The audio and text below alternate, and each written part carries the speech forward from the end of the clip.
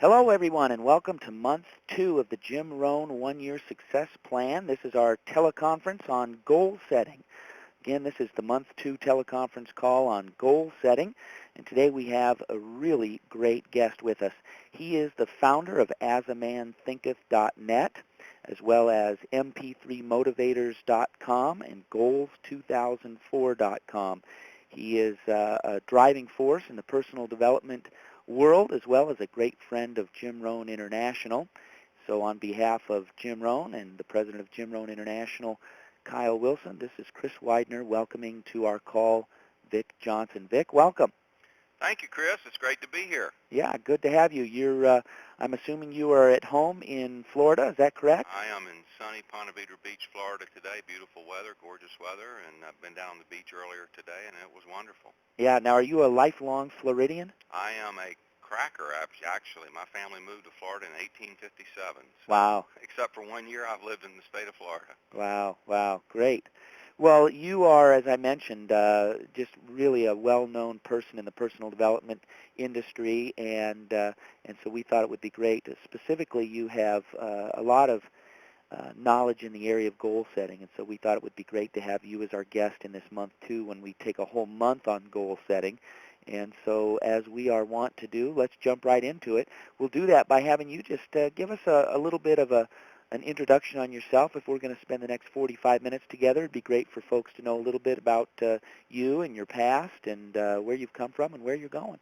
Great. Thanks, Chris. Well, I think probably, as is the case with a lot of people, sometimes we end up in life doing those things that at one point in time was a weak area for us. And certainly it's kind of ironic that I would end up marketing goals material around the world, being co-author of Goals 2004 as well as several earlier goals programs, because for more than 20 years, probably the toughest thing that I did was try to set goals. And I got started out in my early 20s. I actually was in business for myself at 23, and several years later, at the ripe age of 25, launched the first quick lubes in Florida, pioneered the development of the quick lube business in the South, grew it to a multi-million-dollar company, 150 employees, and all this time, Chris, believe it or not, did not understand how to create goals. Now, some people would argue and say, well, you were pretty successful. Well, if you sling enough stuff against the wall, some of it's going to stick.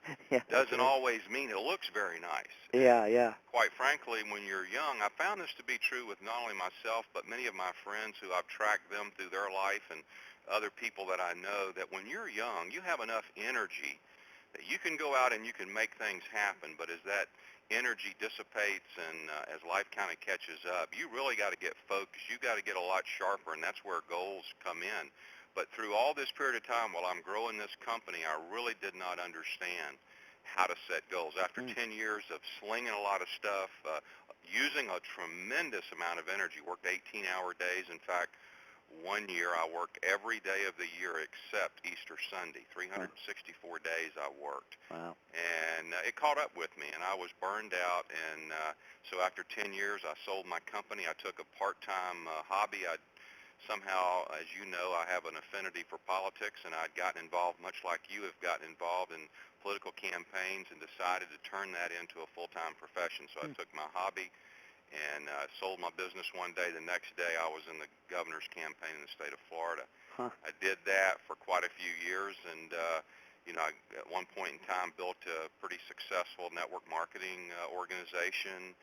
So I've had experience in a lot of different areas. And in 2001, I saw an opportunity to get on the web. Personal development's been a hobby of mine as well for more than 30 years. And it's been so helpful in my life, and I knew there'd be other people that would feel the same way that I did. And I originally started out just simply to give a book away called As a Man Thinketh, probably the 28 most powerful pages in literary history, a tremendously wise collection by a guy named James Allen, written over 100 years ago. And in the process of doing that, just happened to meet the right people and talk to the right people and network to the right people. And in the process, we've created another profession, occupation, or what have you in the personal development field. And then I was able to learn from some phenomenal mentors, Jim Rohn being right at the top of those Yeah. mentors. And his teaching on goals is just unbelievably solid. Yeah. And it's folks like Jim that opened my eyes into terms of what I needed to do, and then I put that into practice and over time developed personal goals, success with my personal goals, and then was able to translate that into actually developing goals programs that we market every year and are able to help people, get their life in order and get it on track and, get some goals in their life. Yeah. Yeah.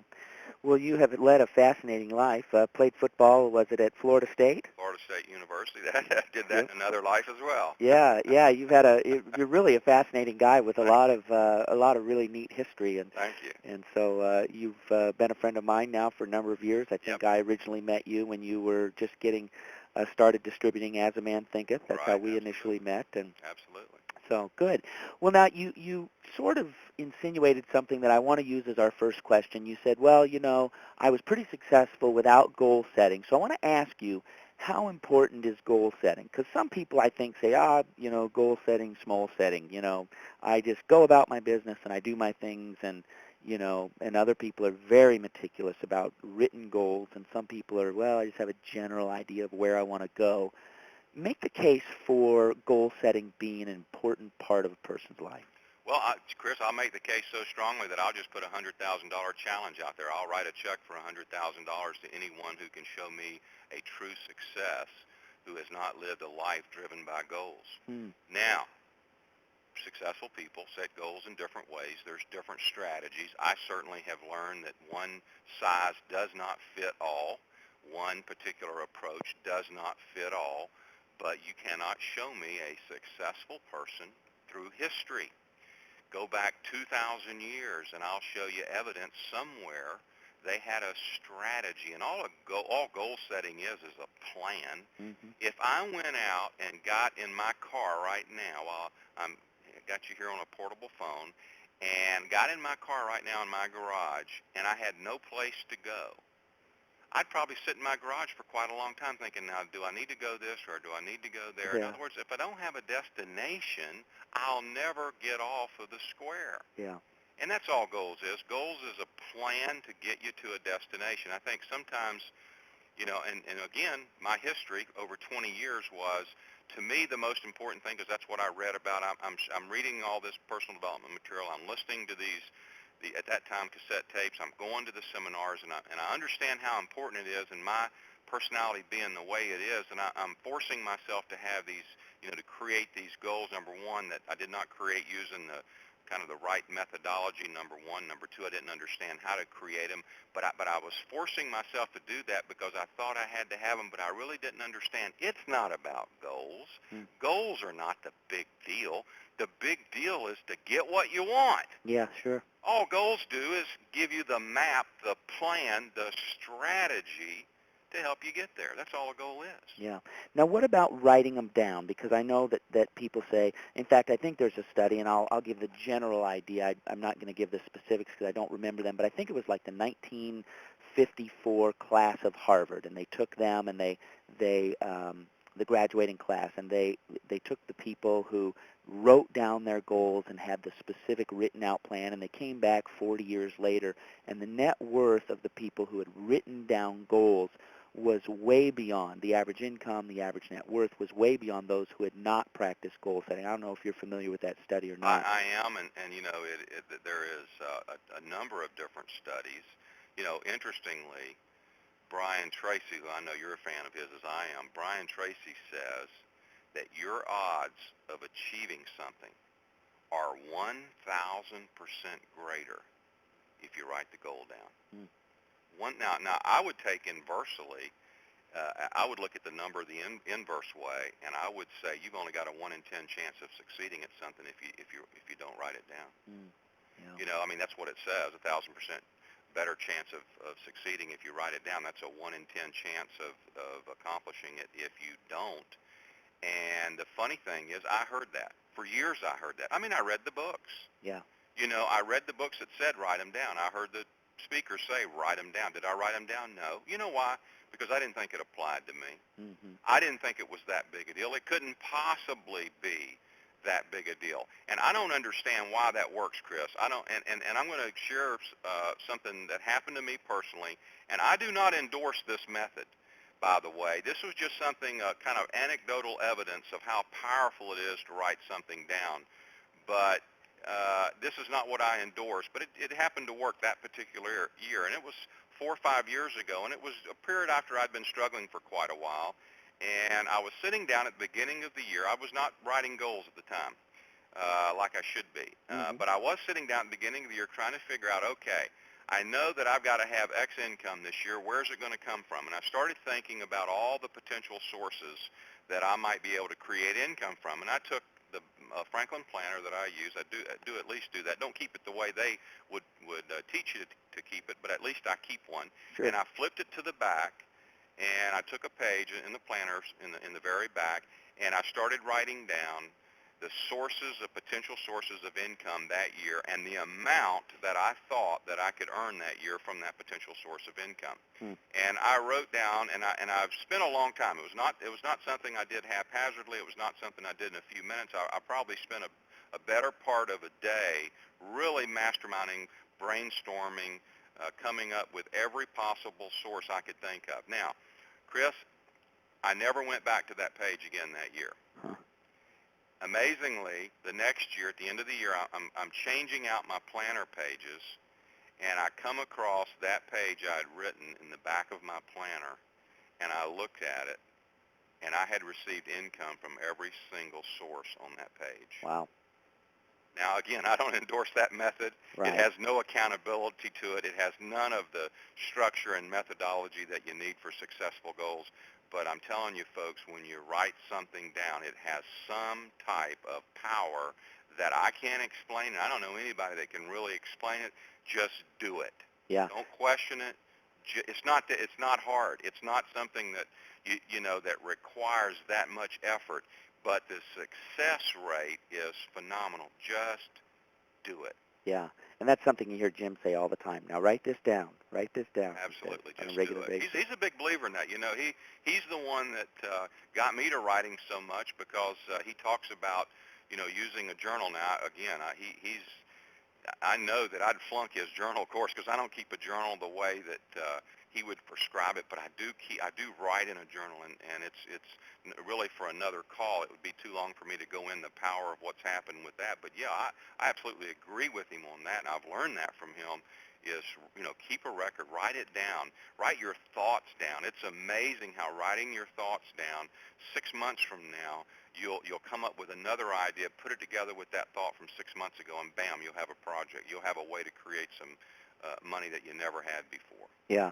I do think that one of the interesting things about writing it down is I believe that there's a direct connection between the hand and the mind. And by writing it down, in fact, researchers have shown that by writing something down, it does ingrain itself in your mind even more so than if you were to just hear it or Absolutely. just think it or whatever. So I do think that there is the ingraining in the mind of whatever the thought is. If it's a goal, it's a goal. When you actually write it down, somehow the body is designed and the mind is designed to just put it deeper in and make a deeper connection when your hand actually writes it out, and you've got language involved and all that kind of stuff. So good. Well, let's get into goal setting a little bit. Now I know that you have kind of 4 parts that you view goal setting in. Can you give us those? Can you give us those 4 parts? Well, you've got an evaluation period, Chris. You really can't determine where you're going if you don't know where you've been. Yeah. If you're out, again, I use the analogy of being in an automobile. If you were out on a trip and you look at a map, and you really got to figure out where you're at, Mm-hmm. where you've been in order to decide where you're going, how to determine how to get to where you're going, and that's a very, very important process. It's painful, I mean, Yeah. it's painful for me many times to evaluate where I've been, to evaluate where I'm at, because I have to come face to face with myself and realize that maybe I didn't quite perform like I should have performed. But you know what? It is absolutely critical to the process of going forward. And, there's a reflection period that has to take place at the same time, a period where it's what I call, in fact, it's the most fun part to me, because that's the period of time where you dream.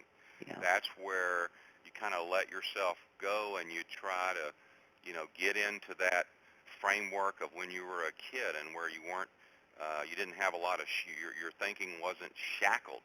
Hmm. And important part to the dream process. And of course, you got the creation and design process, which includes an acronym that I know you teach and many other people teach, called SMART goals, SMART, and we'll cover that. Yep. And then finally, there's the accountability step. So you can create the greatest plan in the world, but if there's no follow-up and accountability, every single major company in America has a quarterly report. Yeah. They have to send it to their stockholders. They have to file it with the government. They have that report not just because the stockholders demand it, not just because the government regulators demand it, but there's no way to know where they're at in their progress toward their annual goals if they don't stop and do some follow-up and some accountability and evaluation of where they're at in relation to where they thought they would be in the plan. So it kind of brings it full circle, because It is full you're circle. evaluating Back where you come evaluating from. again. See, Yeah. a goal is always that evaluation, that reflection, creation, design, accountability, evaluate. Yeah. You're constantly evaluating. Again, go back to a point I made a minute ago. The goal is not the thing. Sometimes we make it the thing. Getting where we want to go is the thing. So it's not necessarily necessary. I encounter a lot of political campaigns where, and as you know, political campaigns happen in a very short period of time. Yeah. They use a tremendous amount of energy. There's just a tremendous amount of energy expended in them. And a lot of times, in fact, I've never seen a campaign ever do more than about 60 or 65% effectiveness of its strategy. In other words, you do a campaign plan, which is a goal, the same way you do a business plan or a personal plan or whatever. I've never seen one, even the most successful campaigns, ever execute better than about 60 to 65%. So it's not necessary to do 100% of your goal plan. That, again, the goal is not the goal. Yeah. The goal is to get what you want, and the goal plan is simply a way to help you get there and a way to help you achieve it. So that accountability follow-up part is where you're evaluating, and first of all, you're accounting to yourself, you're accounting to other people, and then you're evaluating where you're at in relation to your strategy. So you may decide it's time to change the strategy. You may decide it's time for to modify the strategy or whatever. Yeah. Well, let's go back and start at the beginning then. Let's assume that we have some folks on the call, which is true, who have never really been goal setters. Or they may have dabbled in it, or they may have done it for a week or two, or they just may have never ever done it before. So let's start at the very beginning with the evaluation reflection. What should they do? I mean, what's the nitty-gritty of this?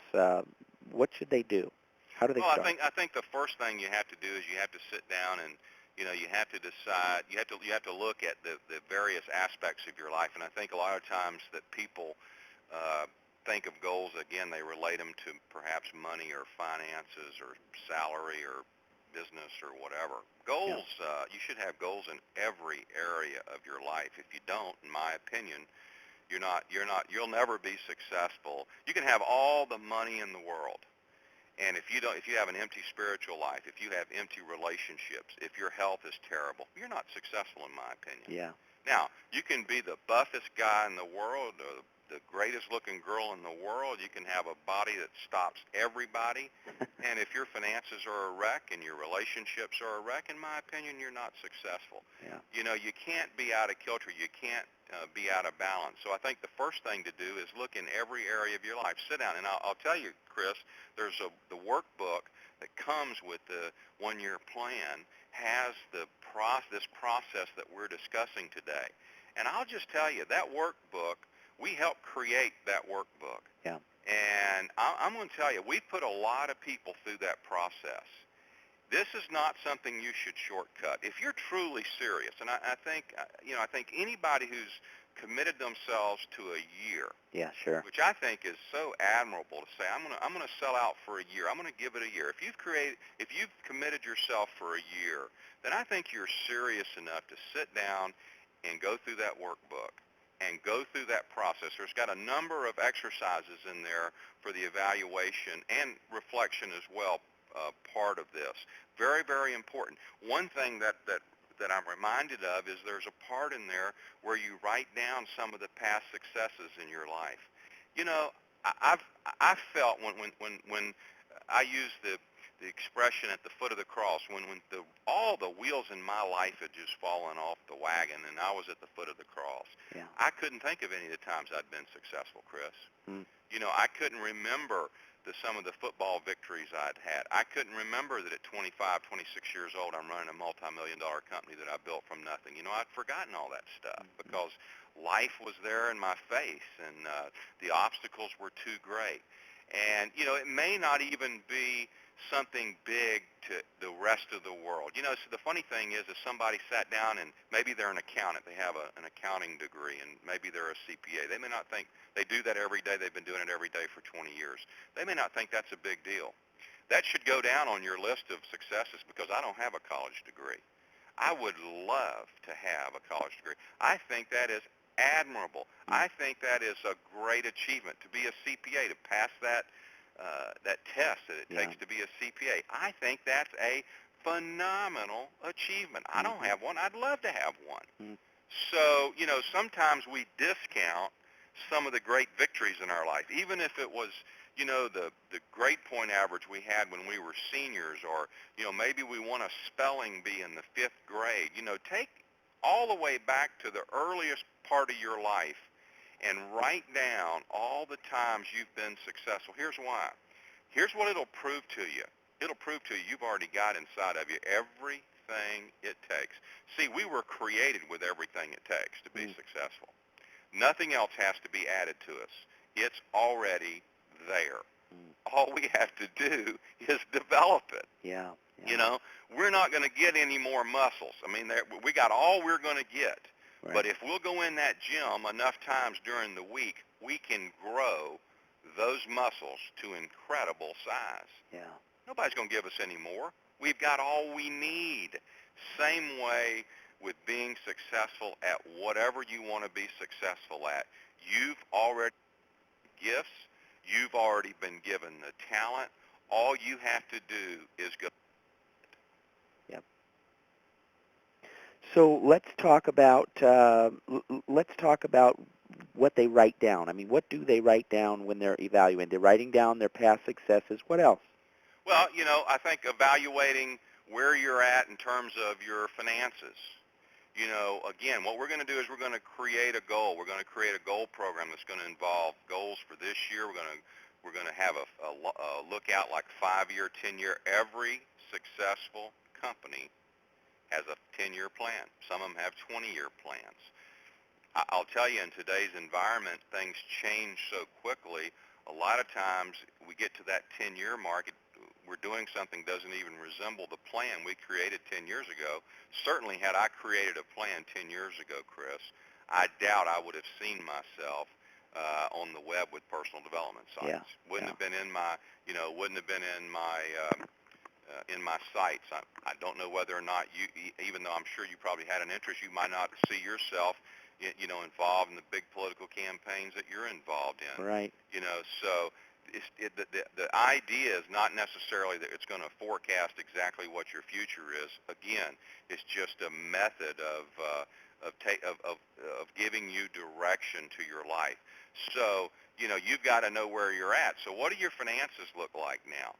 What did your finances look like 5 years ago? If we're going to evaluate where we're going in the next 5 years, what we're going to do in our financial life, what's happened in the last 5 years? Have your finances deteriorated? Have you been laid off? Have you, where are you at in your debt? Yeah. You owe more than you owed 5 years ago. Why? Are you not saving? Or do you have more money in savings? You have less money in savings? What's happened in your financial life that will uh, that we're going to use, because we're going to go back when we start designing and creating goals. We're going to go back and use all of this information to design and create our future. Yeah. Everything that you've done up to this point in your life has prepared you for what you're going to do the rest of your life. Well, and it's like if use the driving example. If you're going to go to Kansas City, you need to know if you're starting in Orlando or Seattle, because that's going to determine where Makes a you're big going to go. difference. And Makes a heck of a big difference. yeah. Good. Well, then let's talk about dreams and goals, and that's the next stage. What happens there? That is, again, the funnest part to me, the part I love to teach about, because it really, that probably saved me, Chris, because I learned, I think I've probably always been a very optimistic, positive person. Even in the worst of times, I had at least a sliver of optimism there. But I don't think I ever really seriously grabbed hold and believed that I could have anything I could dream. See, Robert Schuller, wrote a great book called Tough Times Never Last, but Tough People Do, published in 1969. Great book. I've sold a lot of them, never made a dime. It's just a great, great book for people to read who are struggling. Robert Schuller says, if you can dream it, you can do it. Yeah. That's a broad statement. That is pretty bold right there. Yeah. If you can dream it, you can do it. But then you go back and you think, well, there's a guy named Napoleon Hill that wrote the #1 success classic of all time, Think and Grow Rich. What did he say? Whatever the mind of man can conceive and believe, he can achieve. Whatever the mind of man can conceive and believe, he can achieve. Again, that's a very, very bold statement. Well, I think that up until I learned how to dream big, that I didn't believe that. I didn't really have a lot of faith in the idea that if I could dream it, I could do it. I now know that to be the case because it's happened in my own life. I've experienced it. I've watched it happen in other people's life. I've coached other people into the situation where they achieved some dreams that were so much bigger than they ever thought possible, that I know that it's something you can do. You got to have the formula's got to be there, as Napoleon Hill says. You got to believe it, you got to conceive it, and then you can achieve it. And I think that when it comes to goals, Chris, most of the time, let me tell you what I did for 20 years. Again, struggling to do what I thought I was supposed to do. I never set goals big enough. Now, there'll be a lot of people, and I don't want to say something that flies in the face of a lot of experts who may have been teaching this a lot longer than I've been teaching it, but I'll just tell you that my personal experience and the experience that I've gained from coaching others and watching others is the problem with most people's goals is they're not big enough. You see, you're going to have some obstacles. I don't care what goal you adopt this year. You're going to have some obstacles. Life's going to happen. There's going to be problems at work. There's going to be problems in your relationships. There's going to be problems in your finances. There's going to be problems in your life because we have challenges in our life. And I'll just tell you, a small goal will never, ever be able to stand up to most of those obstacles. Bob Proctor shared something I was sitting in a seminar, Chris, and Bob, as Jim, is one of my mentors, and he shared something that just blew me away. And I've been teaching it ever since, and it's Bob's ABC level of goals. You ever heard that? No, It's pretty incredible because it really does describe the way most people set goals, certainly the way I did. There's first the A level of goals, and that's what most people, when they sit down to set a goal, when they sit down to dream about a goal, they come up with A-level goals. And here's what an A-level goal is. An A-level goal is something that you've probably accomplished before. You have confidence. You have belief that you can probably accomplish it. Let's say your goal is to lose 10 pounds in the next 60 days. You've done that before. You know you can do it. You're comfortable setting that goal. Your goal is to get a 10% increase in salary this year. You did that a couple of years ago. You know you can do it. It's something you're comfortable doing. That's the type of goals that most people adopt. Right. Now, that's one reason why 90% of the people who adopt goals on January 1st have abandoned those goals by February 1st. Right. The reason is they're not big enough. They don't excite you. They don't get you going. Then there's the B level of goals.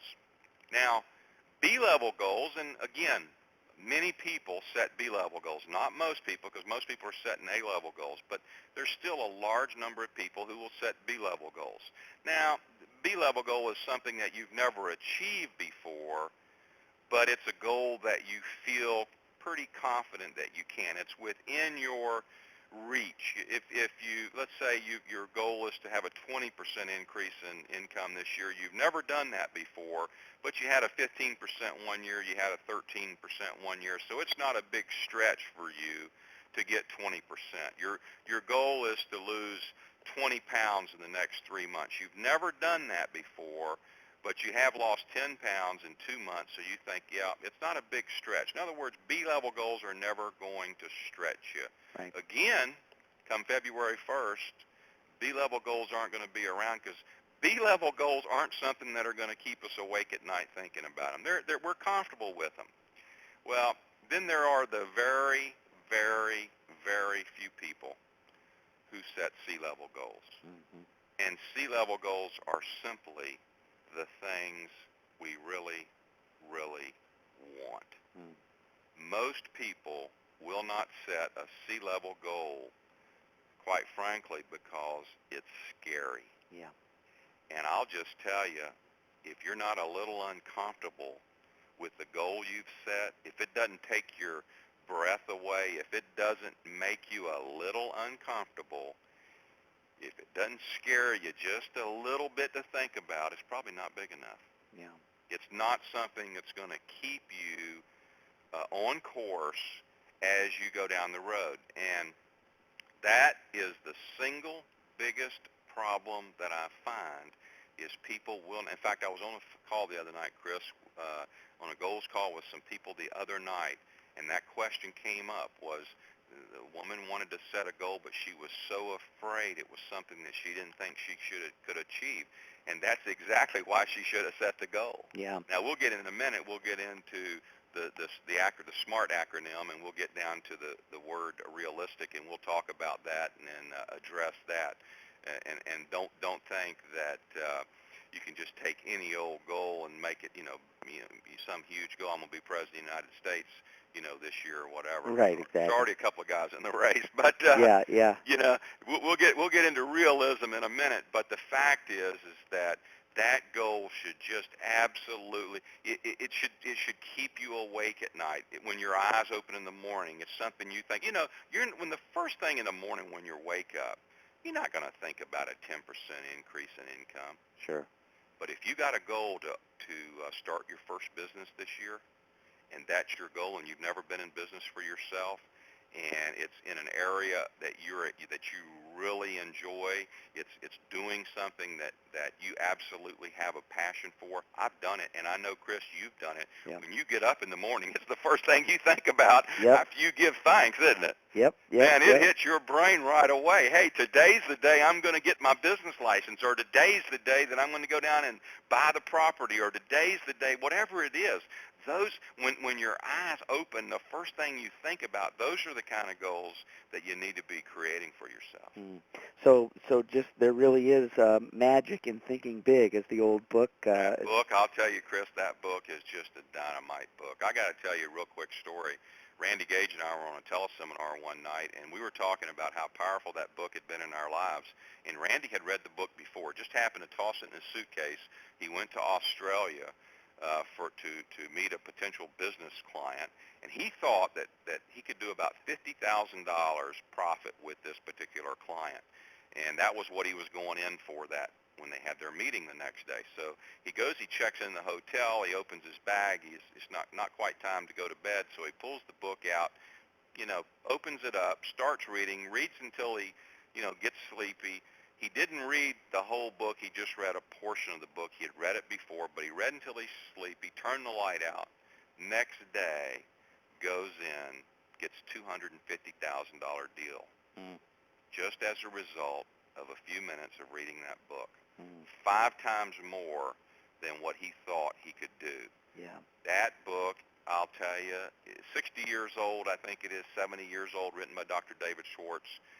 Just a phenomenal book, The Magic of Thinking Big. You can get it used at Amazon for $5 or $6. It's Right. just, it's an incredible book. First person ever told me about that was my barber, believe it or not. Unbelievable.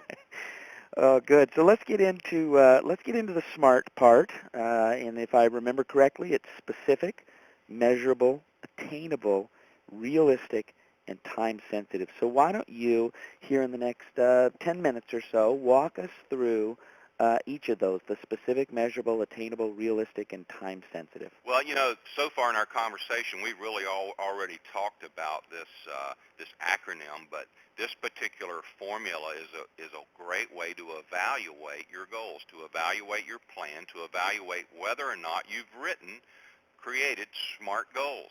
Number one, the word S stands for specific, and we've been talking about destination. We've been talking about how would you know how to get to Washington or get to Kansas City if you didn't know whether you were in Washington or in Orlando. Right. You have to be specific. Well, that's all. When we get down into the goals process, we cannot say the goal is to lose weight this year. It's got to be specific. The goal is to lose 10 pounds. The goal is to lose 20 pounds. It's not enough to say, I'm going to increase my income this year. It's got to be specific. And the more specific you can make it, the more powerful the goal becomes. Again, goes back to your, and I'm not sure how much that has to do with how it links with the brain and all that, but part of it is certainly the impressionability that it has on our brain. That's one reason to be as specific as possible. The second reason is when we start getting into the accountability, the follow-up of our goal in measuring it, the more specific it is, the easier it is to evaluate, measure where we're at in our plan, where we're at in reaching the goal. So S is specific. M, I segued right into that, measurable. You cannot have a goal that you cannot measure. You can't say, I'm going to win the game. You can't go, if you went out and a teams played up and down the field and they never had a scoreboard, who would ever know what was going on? You got one team goes this way, one team goes this way, or the ball goes over here, or the ball goes over there, or it goes through this little basket. But if you didn't keep track of how many times it went through the basket, then you'd have no way to measure who's winning. So a goal has to be measurable whenever you create it. Now the word A, attainable, experts use two different words. They're interchangeable in some respects. The word attainable or the word actionable. If a goal does not have action attached to it, then it's not a goal. It is a fantasy, folks, if you don't have some action attached to it. See, you can dream about it. You can create the biggest goal in the world. You can make it specific. You can make it measurable. But if it doesn't have some action with it combined in your plan, then you can't call it a goal because there's no way you'll ever achieve it. R is where am I at? S-M-A? R is realistic. Realistic. And that's the one I want to spend some time on. Right. Because realistic, some people can take that and they get back to the point where they're creating A-level goals and B-level goals. Yeah, there's the balance there because you want it to be big enough to be compelling and inspiring, but it has to be small enough that you could actually do it.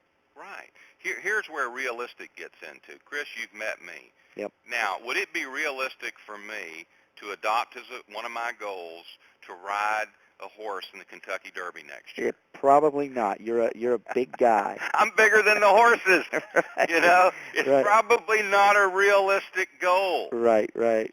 Now, another thing, is it realistic, Chris? Because that would not be realistic because from a physical challenge standpoint, physical size. Now, quite frankly, there have been some big jockeys. Yeah. I don't know whether there's ever been a jockey as big as I am. I'm sure I would have to lose some weight. Yeah. But and certainly I could take a look at a guy like Spud Webb, who was 5'2" and made the NBA All-Star team playing for the Atlanta Hawks. Yep. Certainly a lot of people said to Spud, it's not realistic to believe you can play in the NBA. So Right. again, there's a balance there. But it would not be realistic because of the timing, because of everything else to say, I'm going to be President of the United States. I'm going to run and be elected President of the United States in November 2004. Sure. Now, I might say 2008. I might say 2012 because there would be time, in fact, if I had the right strategy and I could create the right plan, there would, in fact, be a possibility. It would be realistic for me to do that. Now, again, the word realistic, I think, always look at people and say, you know what, when you look at the word realistic, it's one of those things, to thine own self be true. Mm. What kind of work habits do you have? Mm-hmm. I would have hated to have told Thomas Edison that some of his ideas were not realistic, Sure. Yeah. because he had a phenomenal work ethic. The Yeah. guy slept about 4 or 5 hours a night. I Yeah. read the other day where he had built, down in his home down here in Fort Myers, where he built a swimming pool, but he never went swimming. He Yeah. never one time went in that pool. Yeah, I've been to his home there with Ford's home right next door, Right. and he kept a little cot in his laboratory, Exactly. so he could go grab a little nap and then get right back to work. Exactly. Yeah. He one time took a fishing pole down to the end of the dock, but he didn't have any bait on it. Mm. He wasn't interested in catching fish. He was thinking. He Yeah. didn't want to be disturbed. He wanted people to think he was fishing, but he was thinking.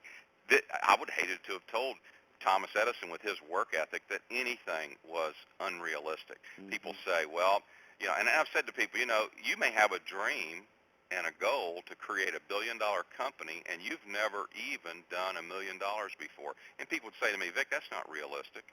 Mm-hmm. Well, Chris, there's a guy up in your part of the country, a guy named Jeff Bezos. Mm-hmm. Back in 1995, sold everything he had and left New York City by car, traveled across the country out to Washington, and it was his goal to create $1 billion company. Mm-hmm. By golly, I think the guy did it. Yeah, he did it quite well. And he didn't even have the first dollar of sales, and he had an unproven concept and an unproven medium. It Yeah. was not realistic to believe that he could do that. Mm-hmm. So I think the word realistic has to be used with balance, and I spend more time on that part of the acronym than any other part because, again, I don't want people to discourage themselves from believing that they can have a really big dream because they go, well, I'm going to be realistic about it. Don't think realistic the way the world thinks realistic. Well, and I think, too, I'll give you a couple examples of some things you've used. It has to be realistic for you. And, we were talking about being President of the United States. Well, it's not realistic for Arnold Schwarzenegger because he's foreign-born. It's simply impossible. Right. It was realistic for him to think he could be governor of California, which he ultimately did. It might not be realistic for some people to think that they could start a billion-dollar company and immediately get going and ramped up on it. However, Jeff Bezos came with quite a pedigree, and I happen to know a bunch of folks who sat around a table with him when he first got out there. And one of the guys who's on the board of Amazon, his name's Nick Hanauer, he looked around that table and he said, I want you to put 100,000 in, I want you to put 150, I want you to put 200, and they raised all the capital immediately for Jeff to be able to. Some people might not have those relationships to be able to go ahead and do that kind of thing. So it might, you have to understand your own circumstances, your own talents, your own gifts, where you're at right now. It's not to say somebody couldn't go ahead and start a billion-dollar company down the road, but would it be their first natural, realistic goal for them? For some people, they could. Donald Trump, he could say, hey, I'm going to start another billion-dollar company. Much more realistic for him because it's him as opposed to somebody who maybe is just getting out of college or something like that. So realistic has a little bit of just our own personal stature and abilities and history and all that kind of thing in it as well. Isn't that right? Absolutely, and that's a good point. But again, I don't anyone want anyone to forget Robert Schuler's wisdom that if you can dream it, you can do it. Yeah. So, Yeah. Again, the word realistic, use it with balance. Don't get carried away on that part of it. Don't live in la la land when you're adopting your goals. But that Sure. doesn't mean that you can't have a big, hairy, audacious goal, as some people call it, out there in front of you that's bigger than anything you've ever done, bigger than anything you've ever thought about, bigger than anybody in your family's ever done, bigger than anybody you've ever known. You can put it out there, and I promise you, you create the right plan, you take the right action steps, and you have put some work and energy behind it, and you'll find yourself achieving that goal. Yeah, and if you're going to err on the side of too big, not too small. Absolutely. Because if you err on the side of too big, chances are, let's say you only get 70% of it. Well, you're still 70% of the way. Absolutely. Yeah.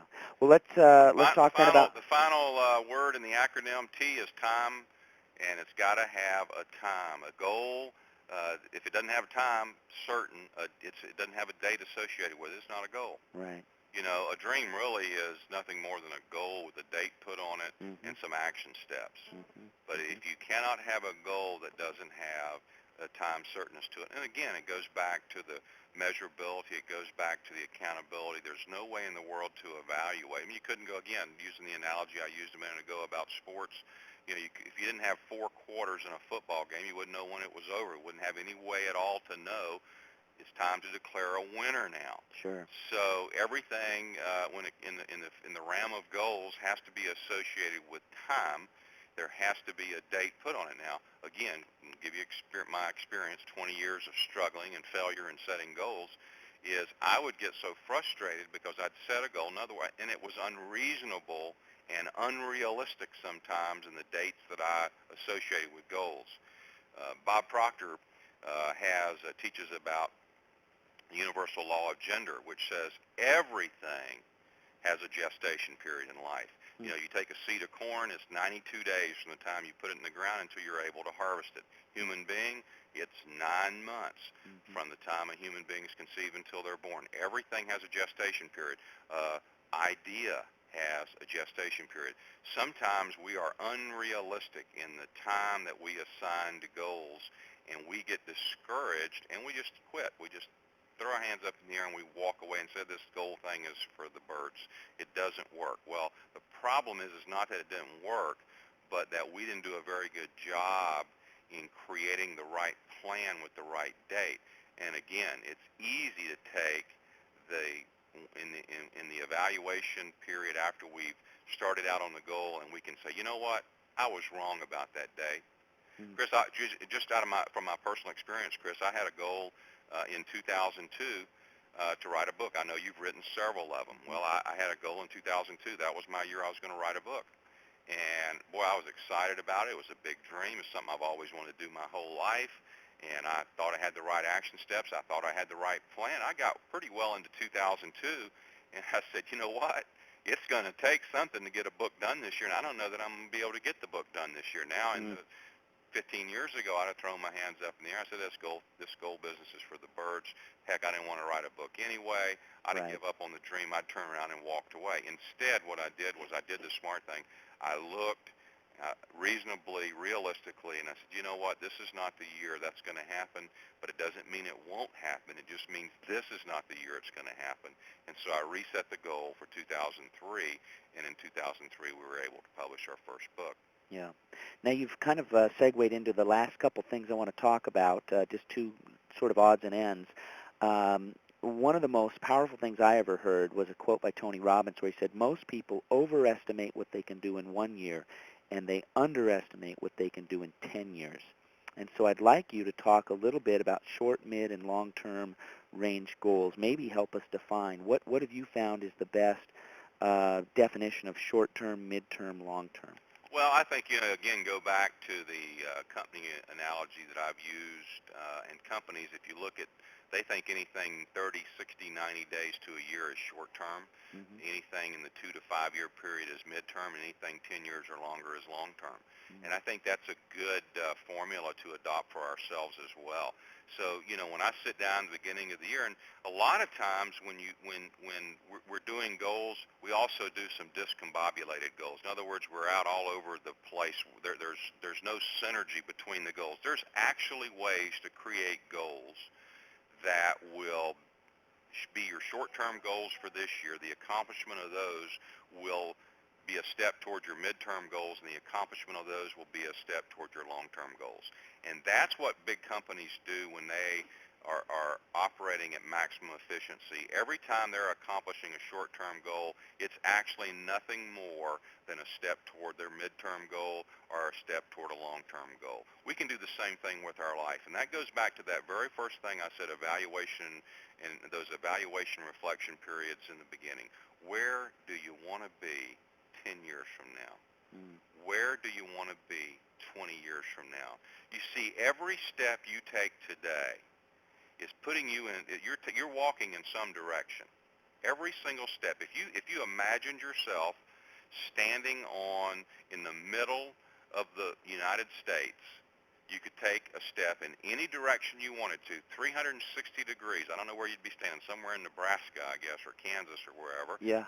And you're standing there in the middle on the map, and you could 360 degrees turn anywhere, take a step in any direction. Now, you taking that first step is a short-term goal, the accomplishment of a short-term goal. And if you took enough of those steps, eventually it would be pretty clear where you're going to end up 10 or 15 years from now. Well, if you got all these short-term goals you keep adopting, and your goal is to be in New York, and you got all these short-term goals and you're headed west, then 10 years is going to go by and you're going to be on the West Coast, and you're going to and your goal will have been to go to the East Coast.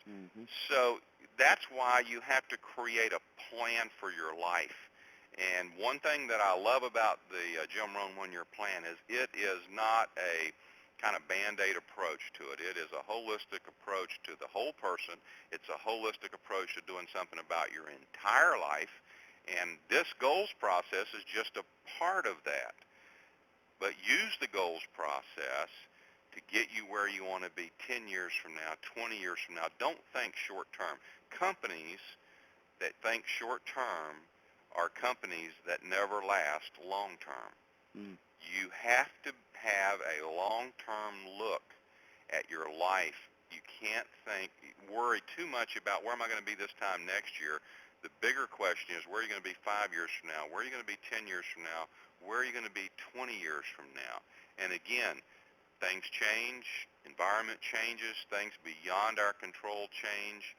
And sometimes where we end up 10 or 15 or 20 years bears no resemblance at all about where we thought we would be. But I think it's kind of interesting, Chris, that 30 years ago when I listened to Earl Nightingale and Dennis Waitley, The Psychology of Winning, and Jim Rohn and Tony Robbins and all these other, well, Tony wasn't around in 30 years ago, but Zig Ziglar and all these other guys. And over the years, I studied that.